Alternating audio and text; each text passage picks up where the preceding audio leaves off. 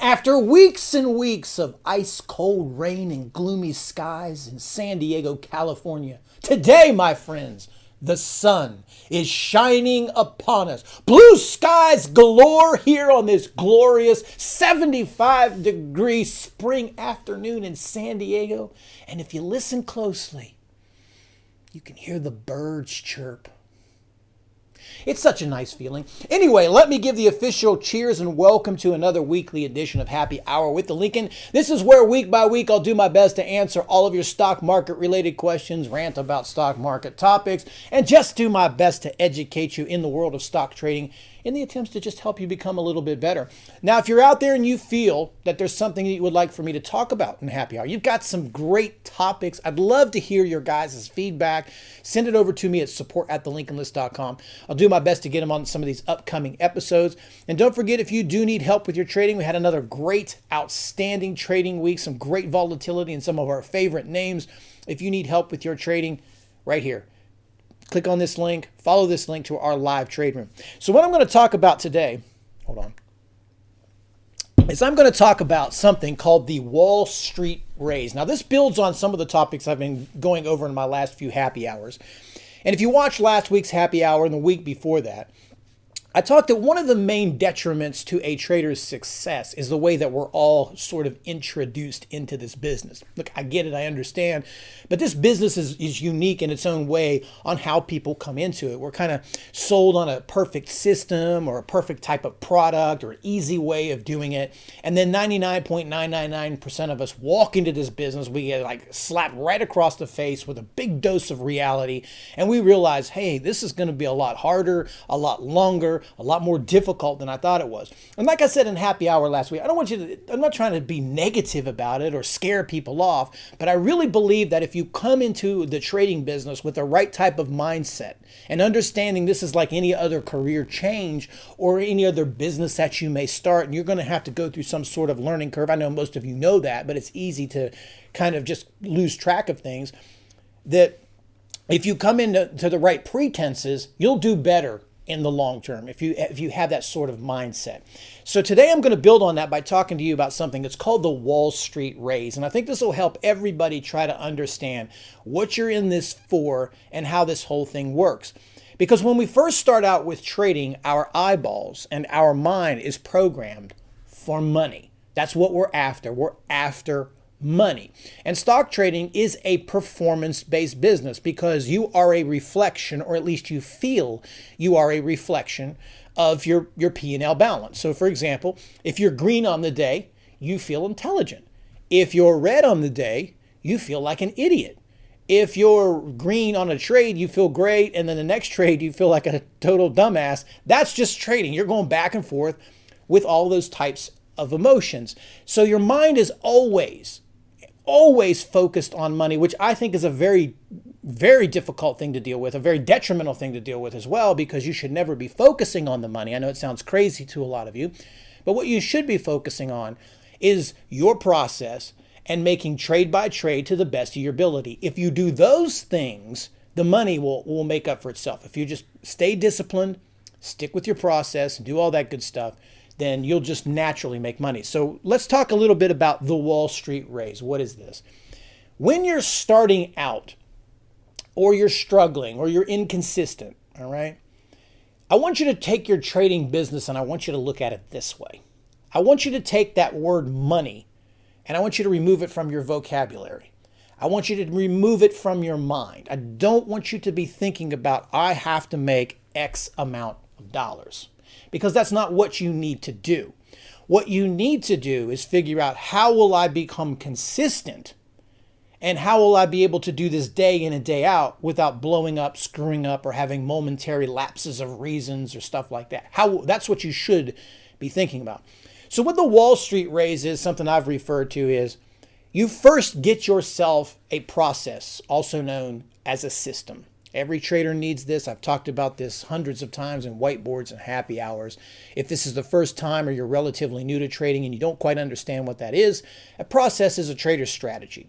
You have to pick a path that you're going to walk in the trader life. You don't have enough time. For those that were at the webinar this week as well, I talked about that. You don't have enough time, and nobody's that good with the way they process information with their brain and stuff like that. You're not good enough to be the world's greatest stock trader, options trader, forex trader, cryptocurrency trader. You can't do all of those. You have to pick something that you're good at, something that you understand, which we call an edge. You find your edge in the market, and you exploit that. That's how you're going to make money. So you have this process.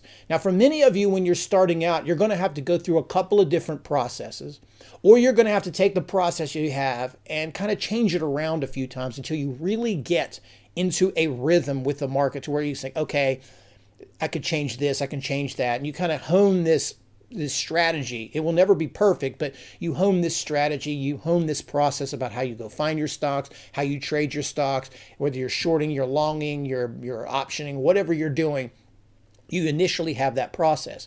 Now, during this time, I highly recommend that everybody who's trading uses as little, tiny little bits of money as possible. I mean that. I mean just tiny amounts of money. And let's look at it this way.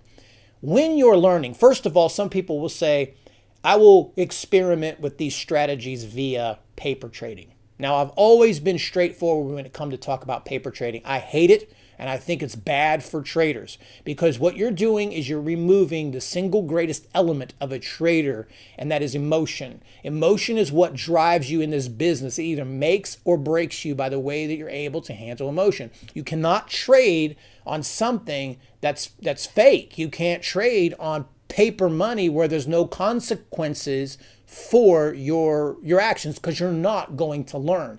And there's going to be a very small few that you can actually stay disciplined on a simulated account as you would a regular account. So I don't agree with that. It's okay if you want to do that 1 or 2 days because you're learning a new platform and you want to get used to it. Paper trading is just a no-win thing. That's just, to me, it's stupid. I'm sorry. I just feel that way. Now, having said that, when you're starting out as well, there's always this battle between your mind and your money. So what you're trying to do is learn trading as quickly as you can before you run out of money.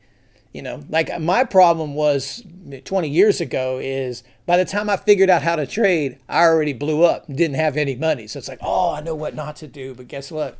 I ain't got no more money. So you don't want to be in that situation. So there's this battle between mind and money. So as long as you have an account and as long as you have money, regardless of how dumb your trading looks or feels or how stupid that you may feel, which I don't really, you're not stupid, but no matter how down you get on yourself, remember, as long as you have money, you're still alive. Like you're still surviving in this game as long as you have a bankroll. That's it. That's what you're trying to do. You're trying to keep your money intact. So think about this. Why on earth, because I see it all the time, and I did it too, and I can't even answer the question why I did it. Why on earth would you come into something that you don't really know much about, or something that you haven't yet developed any consistency with, you know? Why would you ever put real money behind something that you're not that good at? Something that you just don't have a handle on? Something that you're just not 100% prepared for. Why would you do that? And then traders want to know why they lose money. Me 20 years ago, I did the same thing. Always chasing stocks, always throwing big money on stuff. So the step one to this part is you never put big money down until you've developed a string of consistency. Now, consistency to me would be winning 3 or 4 days out of every week on a regular basis, profiting almost every week out of a month, or at least profiting every month. Now, this is where the Wall Street race comes in. You start out with your process, and the first thing that you do is you try to establish consistency with it. So on month 1, let's say you start out with just something very small, like 10 shares. That'll remove most of the anxiety. You're not going to blow. You can be a total idiot. You can just start throwing darts at stuff. If you trade in 10 share positions, you're not going to blow up. You're not going to blow up like that. And then what you do is you document that, you work on that strategy until you can string together one nice, consistent, clean trading month. Now, what I mean by nice, consistent trading month is when you look back at your calendar, you made money most of the days. There's like 22 trading days in a month or something like that. you look back and you've made money about 75, 80% of those days. Almost every week was green. You had losses, but you were able to recover from those losses, and you finished the month green. Now, if that's the case, then you can go to the next month and move that up to $20. Now, here's where the raise comes in because, not $20, 20 shares. Here's where the raise comes in because you're not doing anything differently. The same system that you trade 10 shares with and make $50 a month on can be the same exact system that you move to 100 shares and make 500, 1,000 shares make 5,000, 2,000 or 3,000 shares make 50,000. It's the same thing. So what I'm saying is you don't have to change the process. You don't have to change your formula. What you're doing is you're training yourself mentally to handle the drawdowns, the anxiety, and everything that goes with it. So once you do that, maybe the next month you move it to 20 shares. If you can finish green again, do it for 30 shares, 50 shares, all the way up. Just keep on going until you do it. Now, I know a lot of you out there will just look at this and it's like, that's just dumb. I don't want to wait that long, okay? And here's what I want to say to you. Let's say you made, $200 one month, right? The next month you made $400. Then the next month you made $800, right? Now it doesn't sound like a lot of money, but let's say that's $1,500 to $2,000 in a 3-month span. Are any of you making $3,000 every quarter consistently? $3,000. You making that much money now consistently, not like on one trade and then I bomb out. Are you consistently profiting from the market? It kind of goes back to the same. You don't really need much as a trader. If you make $300-$400 a day every day, that adds up, right? That's where traders sometimes go wrong. They look at big gains. It's not about big gains. It's about being consistent, because if you made $500 a day, right? That's like $2,500 a week, right? It's 10 G's a month. Am I doing that right? I hope my math is right. You guys making that much, right? Anybody doing that? So don't worry. Sometimes you have to take what you think is a little step backwards to take a really large step in the future. So where this comes in is how you're actually looking at your trading business. The first part is to develop the consistency and develop the process. The next part is to condition yourself to handle the rigors of the market. So kind of look at it the way like you're running a marathon or something, or an athlete trains, or you're not going to get up off of the couch right now and run 10 miles unless you're in really great shape, okay? Or you're going to compete in a marathon with world-class runners. You're not going to do that. What you're going to have to do is start small, work your way up, build your conditioning, your dieting, and then, as a month goes by, you'll get better. You'll have these achievements, these personal goals. You'll get better. You'll get stronger. You'll get in better conditioning, and you'll do better.